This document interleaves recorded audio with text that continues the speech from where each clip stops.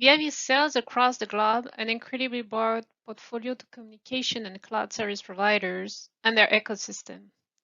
Our fiber test solutions are used at the design and manufacturing phase of active and passive components and cable assemblies.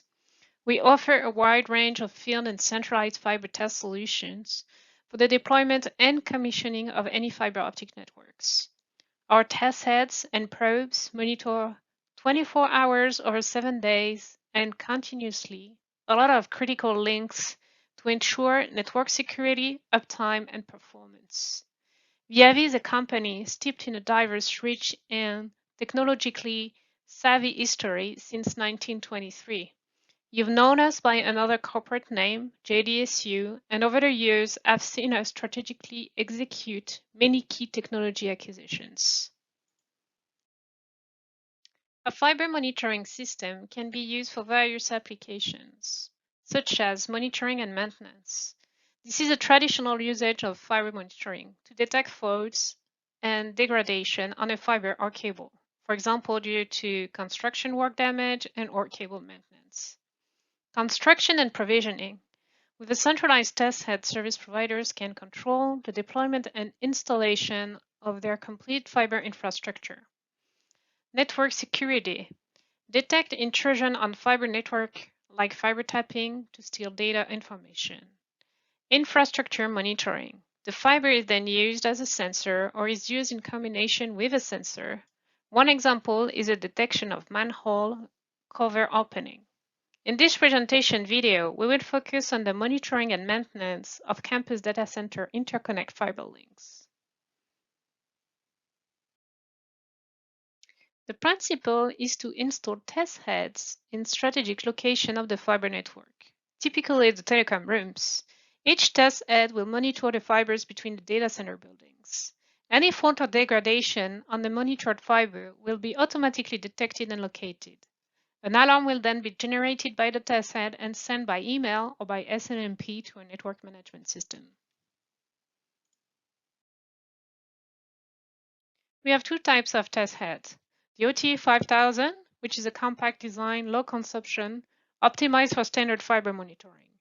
And then the FTH 9000, which is a modular design compatible with the entire Viavi OTDR portfolio that covers a wide range of applications.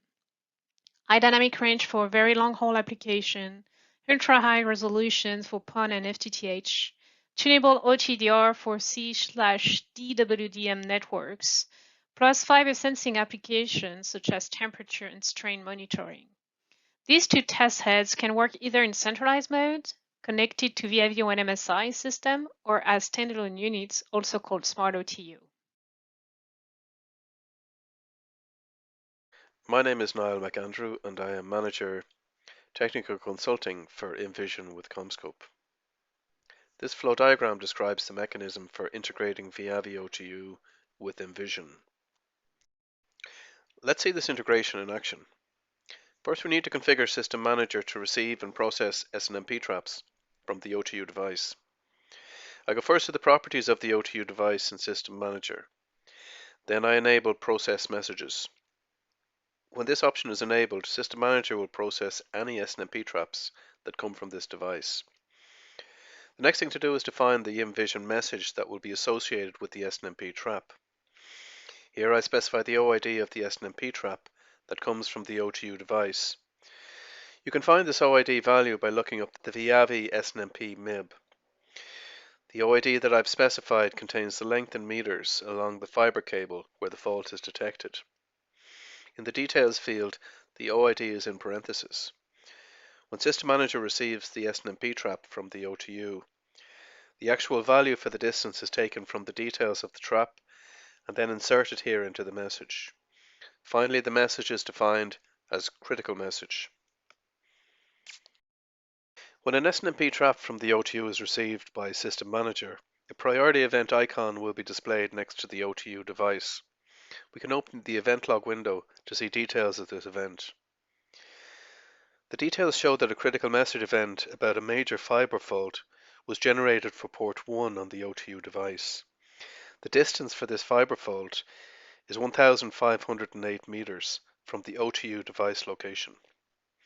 Displaying a circuit trace for port 1 on the OTU will show that since the first conduit is 1622 meters long, the fiber fault is located within this conduit approximately 100 meters from the location of cable vault CV01.